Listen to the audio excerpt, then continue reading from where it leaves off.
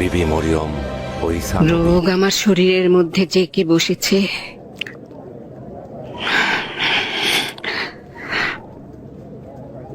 আসলে মরিয়মের থেকে দূরে থাকা তোমাকে কুরে কুরে খাচ্ছে। নিজের কি দশা করেছো, কি করেছো? শেষ পর্যন্ত কেন এত কষ্ট বহন করছো?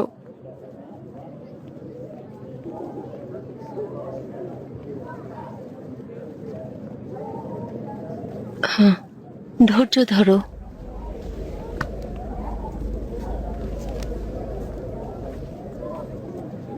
সে অবশ্যই আসবে।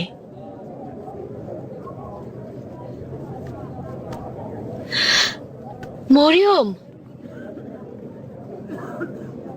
মরিয়ম, মরিয়ম, মরিয়ম। তাকে তুমি ডাকলে কেন? আমাকে ডাকা উচিত না, উচিত না। কেন? আমি শেষ পর্যন্ত ভয় পাচ্ছি দেখে ফেলবে, এবং তার জন্য এখানে থাকা কষ্টকর হবে।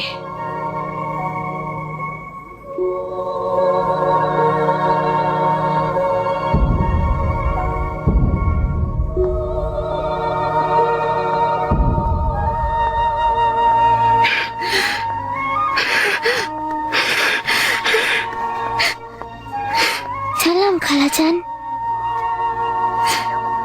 সালাম মরিয়ম, কেমন আছো তুমি?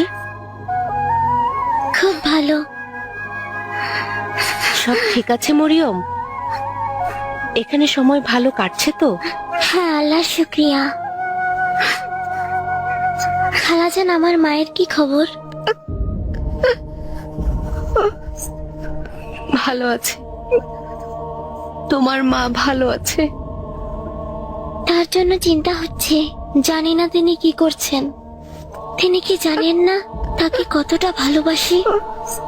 আমার তো এই দুনিয়ায় তিনি ছাড়া আর কেউ নেই। জনাব জাকারিয়াও এখন অনেক কম আসেন। যখন আম্মা জানের চিন্তা করি তখন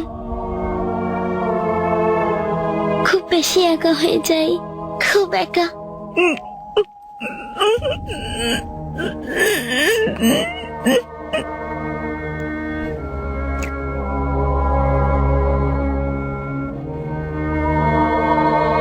আমি এখন আসি।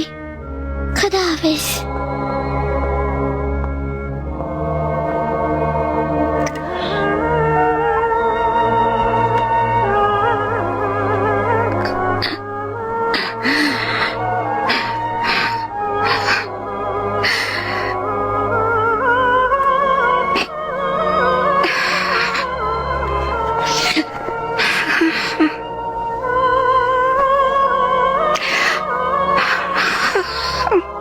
তোমার অবস্থা খুব বেশি ভালো নয়। তোমার সমস্ত শরীর দেখি কাঁপছে। এখানেই থাকো, হেকিম ডেকে আনছি।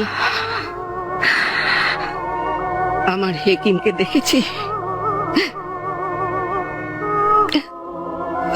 কিন্তু আমি তাকে স্পর্শ করতে পারিনি।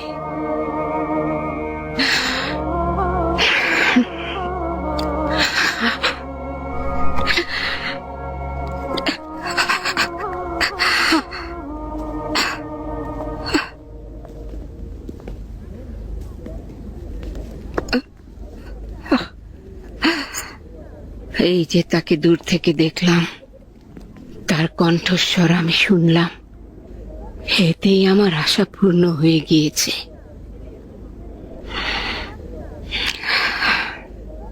খোদা হাফেজ।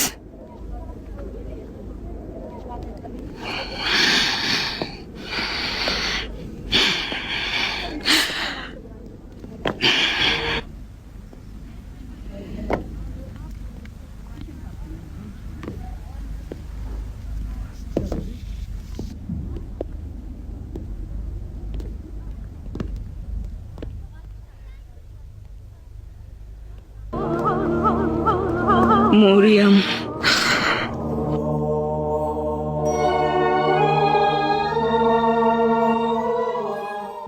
Ne oldu buna? Bu Meryem'in annesi.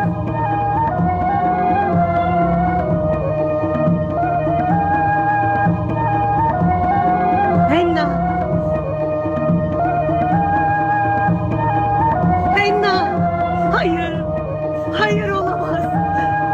Enna. Aç gözlerini. Enna.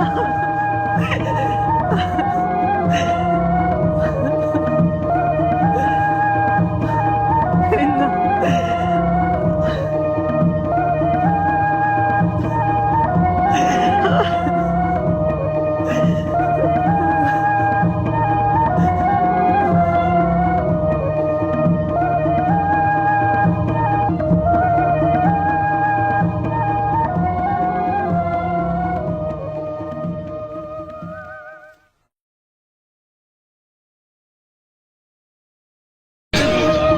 মা হারানো সন্তানের জন্য কতটা কষ্টের সেটা বোঝা অনেক কঠিন, কিন্তু সে অসম্ভব মমতাময়ী মা ছিল। আল্লাহ পাকের চাওয়া ঠিক এইরকমই ছিল। ধৈর্য ধরো। হান্না তার মানত পালন করেছে, কঠিন এক মানত। তার প্রতি সন্তুষ্ট থাকো এলিসাবাদ। তার জন্য আমার হৃদয় কাঁদছে। যখন লালন পালন করে বড় করবে, ঠিক সেই সময় মরিয়ম দূরে সরে গেল। আমাকে বলতো মরিয়মের বিচ্ছেদ তার কলিজায় জখম হয়ে গিয়েছে। আল্লাহ শুকরিয়া যে তাকে দেখতে গির্জায় গিয়েছিল। শেষ পর্যন্ত তার কাছে মৃত্যুবরণ করলো। মরিয়ম কিভাবে এই খবর সহ্য করবে?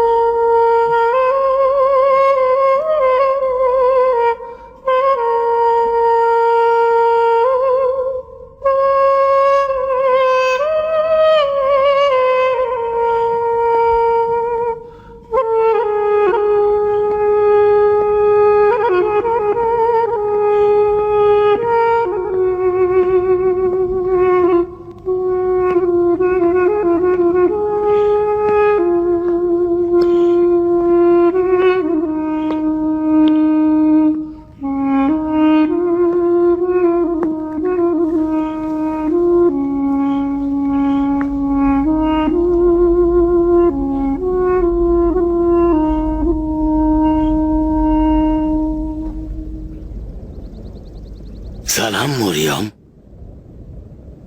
সালাম দাদাজান।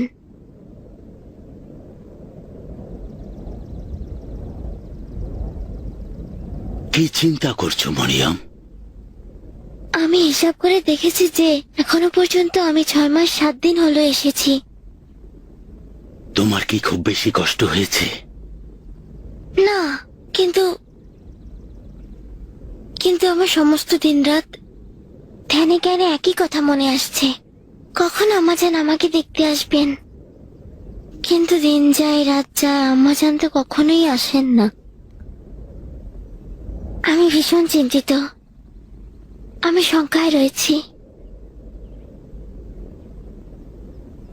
আচ্ছা দাদাজান, মা কি কখনো কোনোদিন তার নিজের সন্তানকে ভুলে যেতে পারে?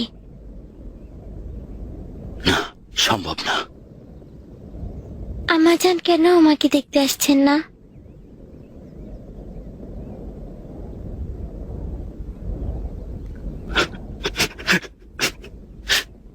আপনি কেন কান্না করছেন দাদাজান?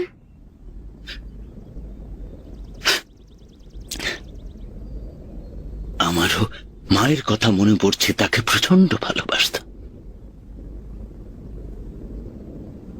তিনিও কি আপনাকে একা রেখে গিয়েছেন? একদিন আগুন জ্বালানোর জন্য কাঠ আনতে জঙ্গলে গিয়েছিলাম। হঠাৎ সিনার মধ্যে ব্যথা অনুভব করলাম। তোমার মতোই দেখলাম আমার ভেতরে এরকম একটা অদ্ভুত অনুভূতি। সেটি কিছুতেই প্রকাশ করতে পারছি না। ফিরে এসে দেখলাম কিছু লোক বাড়ির সামনে ভিড় করেছে।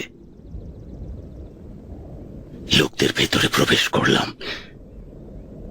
দেখলাম আমার মা শুয়ে আছেন। তার চোখ ঘুমিয়ে থাকার মতো বন্ধ ছিল। তার চেহারা ছিল শান্তশিষ্ট, কখনোই এরকম দেখিনি। মনে হচ্ছে একেবারে ব্যথা বেদনা ভুলে গভীর ঘুমে আচ্ছন্ন রয়েছেন। আমার হাত দুটো দিয়ে তার ঘাড় জড়িয়ে ধরলাম। আমি তার চেহারায় চুমু খেলাম, কিন্তু তার ঘুম ভাঙল না,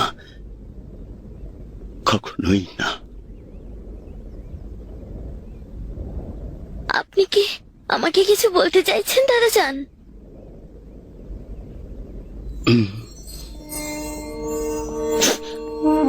আমার আমাজান সম্পর্কে নয় তো?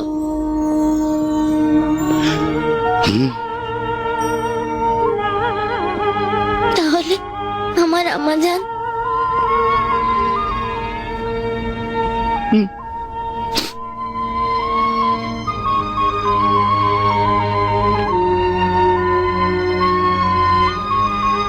এখন বুঝতে পেরেছি কেন আমাকে দেখতে আসেননি।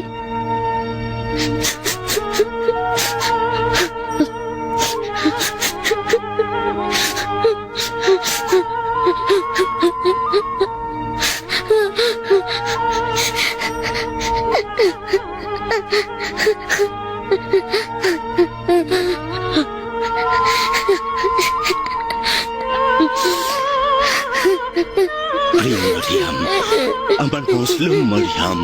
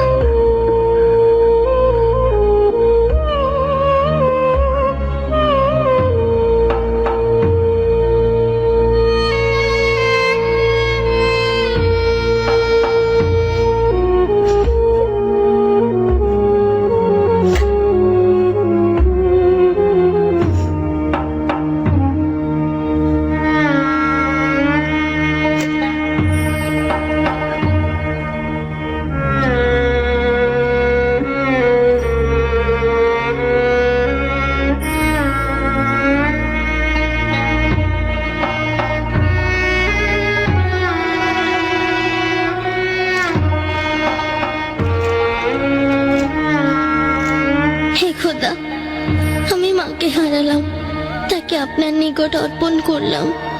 আপনি তাকে আপনার মহব্বত ও রহমতের ছায়াতলে আশ্রয় দিন। আমাকে একাকী রাখবেন না, আমি অত্যন্ত বিষণ্ণ ও মনক্ষুণ্ণ।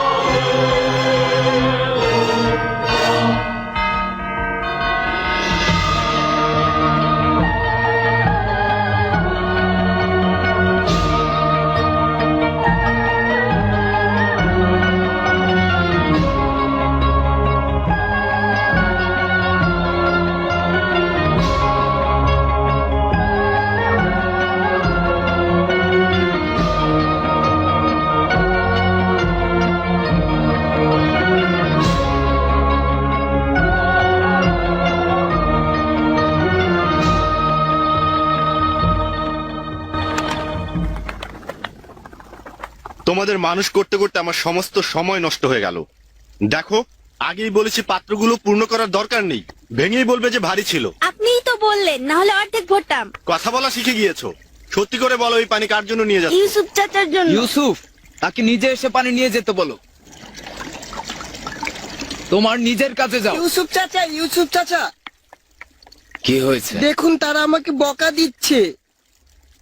দেখছি। সালাম আমার প্রিয় সহকর্মী। সালাম ইউসুফ চাচা। বাচ্চারা কাজে যাও, আমি নিজেই পানি নিচ্ছি। ভাইয়েরা, আমাদের খাদেমগণ দুর্বল ও প্রতিবাদহীন, তারা এখানে এসেছে যেন তোমাদের কাছ থেকে শিখতে পারে। এটি এই গির্জার আইন ইউসুফ। আমরা নিজেরাও এভাবে শিখে বড় হয়েছি।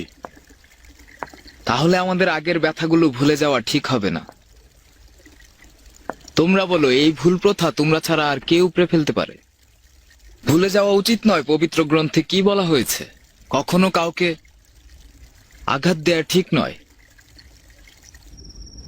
জনাব হারুন, যদি জানতেন গির্জার খরচ কত বিশাল তাহলে এত কথা বলতেন না। আমরা তো আমাদের বাজারের মুদ্রা পরিবর্তনের লেনদেন মূল্য বাড়িয়ে দিয়েছি। জেরুজালেমে যত বিদেশি আগমন করবে সবার জন্য তোমাদের নিকট মুদ্রা পরিবর্তন বাধ্যতামূলক। তোমরা সবাই তাদের কাছ থেকে 3টি মুদ্রা অতিরিক্ত নেবে। সেখান থেকে আবার 1টি মুদ্রা জমা পড়ে। আসলে কিন্তু লাভ হচ্ছে না জনাবান। এছাড়াও আপনারা তো আমাদের ইহুদি ভাইদের যাবতীয় মানত ও নজরানা একত্রে গ্রহণ করছে। এখন আবার হেরোডের সেনাবাহিনী বলছে রাজস্ব বেশি আদায় হচ্ছে। আচ্ছা, আমরা মুদ্রা বিনিময় করে কত টাকা উপার্জন করি? সব ঝামেলা কি আমরাই পোহাবো? কেন খেয়াল করছো না? হেরোড আমাদের নিকট থেকে রাজস্ব গ্রহণ করে। তার যত রাজস্ব আছে সব দিয়ে দাও। তাহলে ঋণের সুদ বাড়িয়ে দেওয়া উচিত। তবেই আপনাদের ভাগের 1 মুদ্রা অবশিষ্ট থাকবে। পাগল হয়ে গেলেন না? প্রতি লেনদেনে 3 মুদ্রা বেশি নেব? এটা তো সাক্ষাৎ জুলুম। কোনো ঝামেলা হবে? লোকজন এখনই হরেক রকম মুশকিলে রয়েছে, আর অভাব বেড়েই চলেছে। ক্ষুধার জ্বালায় আহাজারি করছে, মানুষজন কঠিন সময় অতিক্রম করছে। হয়তো বিদ্রোহ করে বসবে। কার বিরুদ্ধে? তোমার জানা মতে কে এখনো পর্যন্ত বিদ্রোহ করেছে? যদি আমরা জনগণের চিন্তা না করি তবে আর কিসের চিন্তা?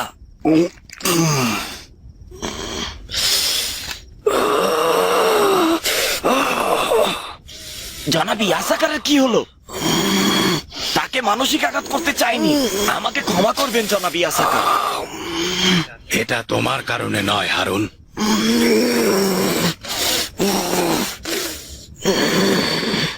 এই রোগ তাকে বছরের পর বছর শাস্তি দিচ্ছে।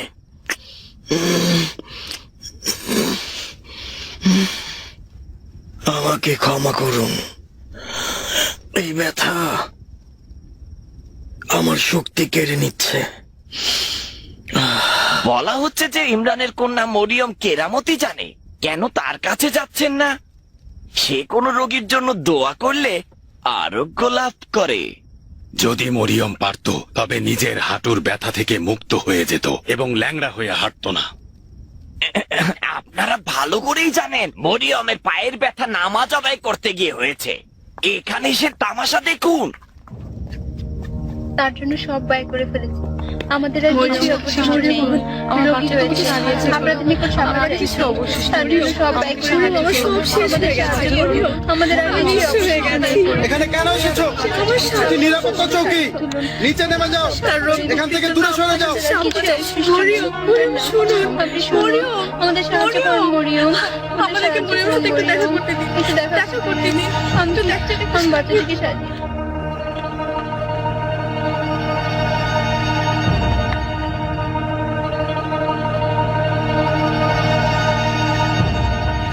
গির্জায় জিয়ারতে আসেন তাদের অধিকাংশের উদ্দেশ্য হচ্ছে তাকে দেখা। হয়তো আপনারা তার অধীনস্থ হয়ে গিয়েছেন। এইসব লোকজন আর কুসংস্কার নিয়ে যে কি করি? সাধারণ মানুষ কুসংস্কারে বিশ্বাস করবেই। এটাও এক ধরনের নতুন কিন্তু মজার খেলা। যাই হোক না কেন, একদিন এইসব লোকজন মরিয়ম থেকে দূরে চলে যাবে। এই হচ্ছে পবিত্র গ্রন্থ, আমাদের জীবনের কিতাব। আমরা দুনিয়াবাসী আজ অনেক গোমরা হয়ে রয়েছি। গভীর এই রাতে যদি কেউ বিজলির ঝলকানি নিয়ে আসে, যদি আমাদের পথ দেখায়, তবে কিছুটা পথ চলতে সক্ষম হব। কিন্তু পবিত্র কিতাব এবং সত্যের পয়গম্বর আমাদের পথ নির্দেশক।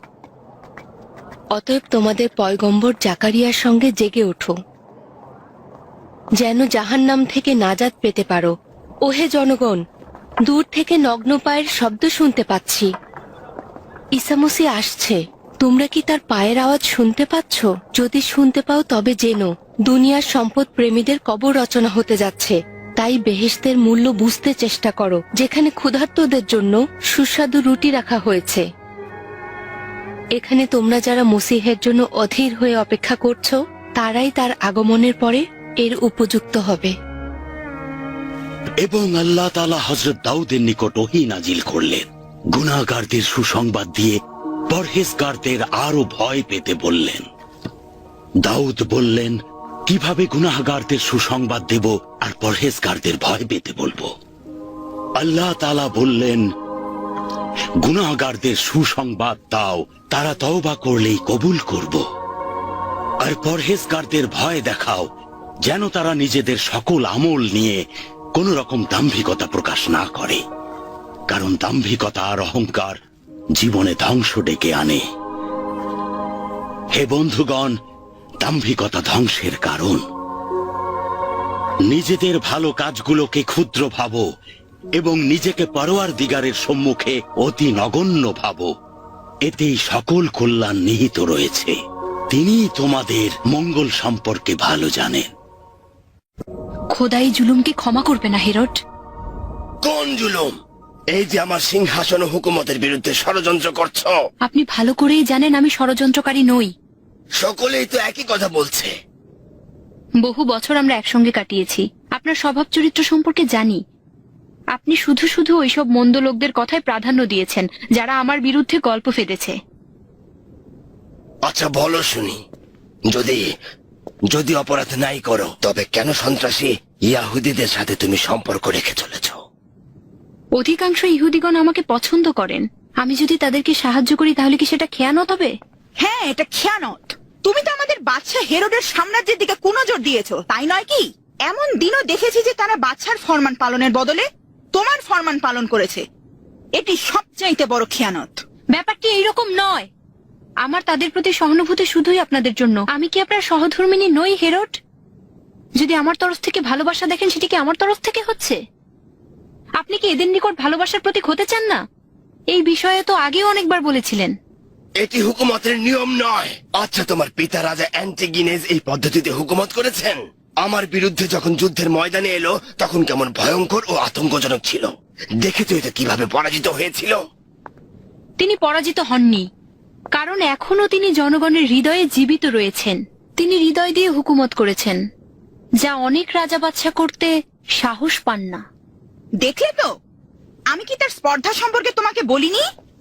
সে তার পিতা অ্যান্টিগিনেজের পরাজয়ের প্রতিশোধ নিতে চায় এবং মৃত পিতার নাম জিন্দা করতে চায়।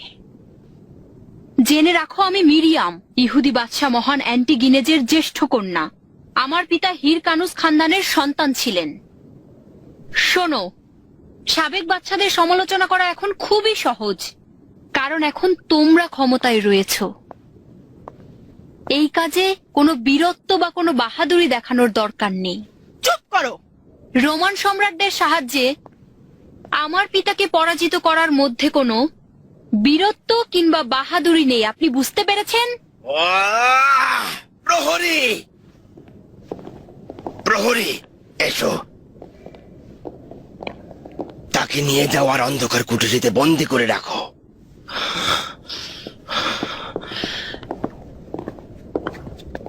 তাকে ক্রুশবিদ্ধ করে মারা হবে, দেহ টুকরো টুকরো করা হবে।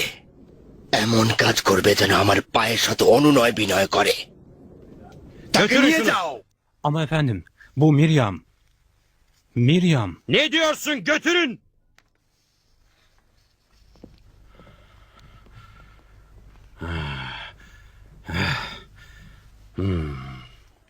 Yaktığın bu zulüm ateşlerinin eteğini saracağı günden kork Hero.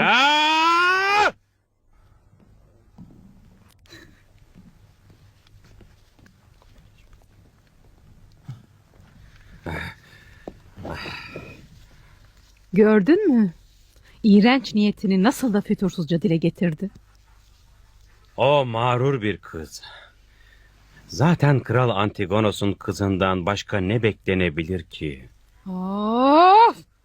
Miriam'a olan bu sevgin son bulmayacak mı ha? Seni nasıl aşağıladığını görmedin mi? Beni aşağıladı.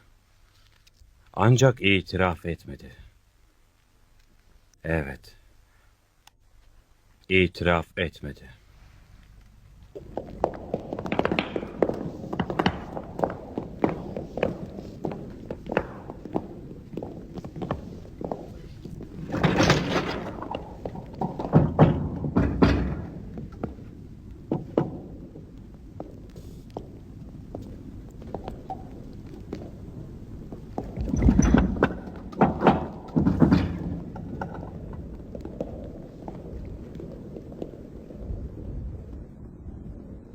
সেই জেলখানা যেটি আমার পিতার সময় ব্যবহার করা হতো।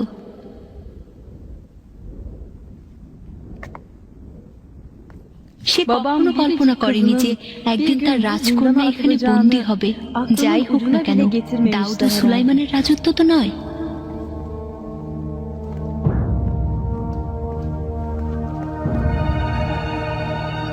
যদি আমার পিতার মতো সাধারণ সুলতানের সন্তান হই, তবে জুলুম নির্যাতনের ভয়ে কখনোই পালাবো না। সম্ভবত আমার মজলুমি আত্মচিৎকারে তার সময়ের সকল গলিত দেহের চিৎকার হয়ে উঠবে। ওই সময়ে আমি একজন মাথা মোটা ও পরিকল্পনাহীন কন্যা সন্তান ছিলাম এবং মানুষের ব্যথা বেদনা অনুভব করতাম না। সম্ভবত মরিয়মকে দেখার পর থেকে বছরের পর বছর কেটে গিয়েছে। সেদিন থেকেই হয়তো আমার ভাগ্য লেখা হয়ে গিয়েছিল। মিরিয়াম, চুপ থাকো এবং সহ্য করো। সম্ভবত এটি তোমার সর্বশেষ সুযোগ, যার মাধ্যমে তুমি মহান স্রষ্টার সান্নিধ্যে যেতে পারবে। Keşke onu bir kez daha görebilseydim. কিন্তু আফসোস, যদি একটিবারের জন্য তাকে দেখতে পেতাম। মরিয়ম, মরিয়ম। অনেকদিন পর দেখা হলো, ভালো আছেন?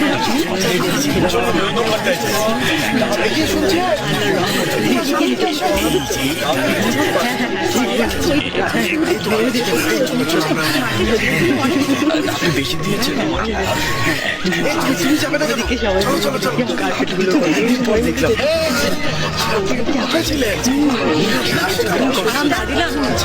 এখন কি অবস্থা? কিছুটা ভালো আছে।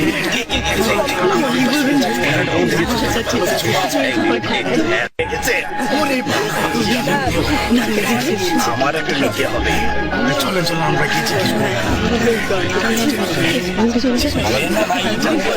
দাম হয়ে যাচ্ছে, আপনি আমার কাছ থেকে আর একটু কম রাখতে পারেন। অত দাম আমি দিব না। কেন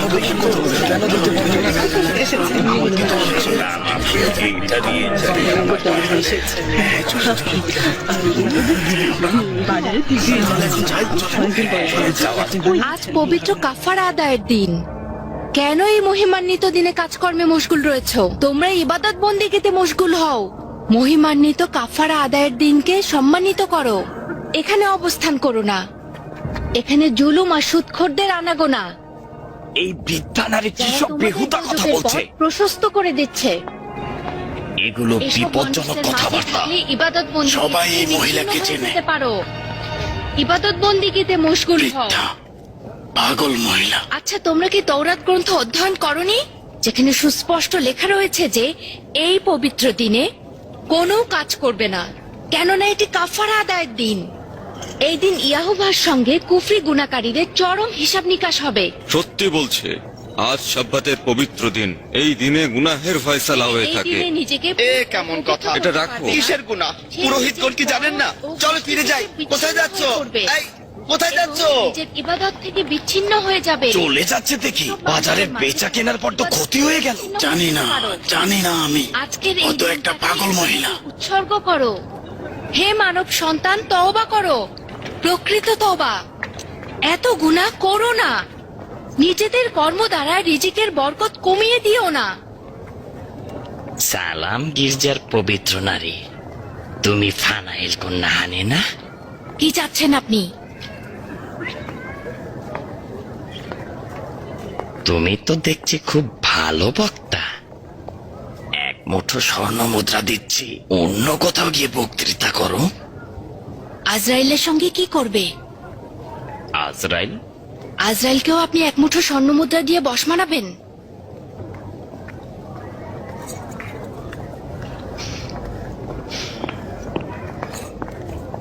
জনাব মিখাইল, এই নারীকে গির্জা থেকে বের করে দিলে আপনাদেরই লাভ হবে। এখানে কুফরিমূলক কথাবার্তা ছড়িয়ে বিদ্বেষ বাড়াবে, আর গির্জার সকল লাভ লোকসান গোল্লায় যাবে। তাকে বের করে দিন, অন্য কোথাও চলে যাক। আমরাও এই মহিলা দ্বারা আক্রান্ত, কিন্তু আসলে কিছুই করার নেই। এখন ঠিক আছে।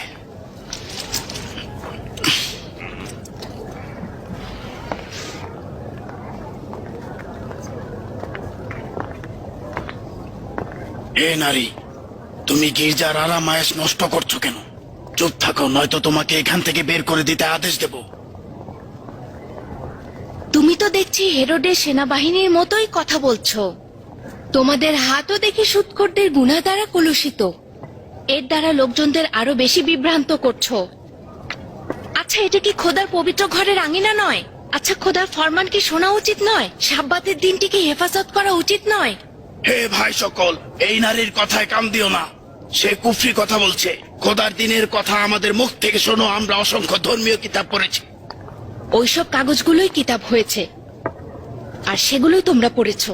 চতুষ্পদী জন্তুগুলো তোমাদের বইগুলোর খেয়ানত করে চলেছে। পাগল মহিলা একটা, পাগল কথাকার। ভাই সব, তোমরা চলে যাও, নিজেদের কাজে মনোযোগ দাও। কেন ওর মতো মূর্খের কথায় কান দিচ্ছ? আমরা যা বলবো সেটাই একমাত্র সঠিক। নিজেদের কেনা বেচা চালিয়ে যাও, নিজেদের কাজে মশগুল হও। এখানে পুরোহিতগণ রয়েছেন, চলে যাও।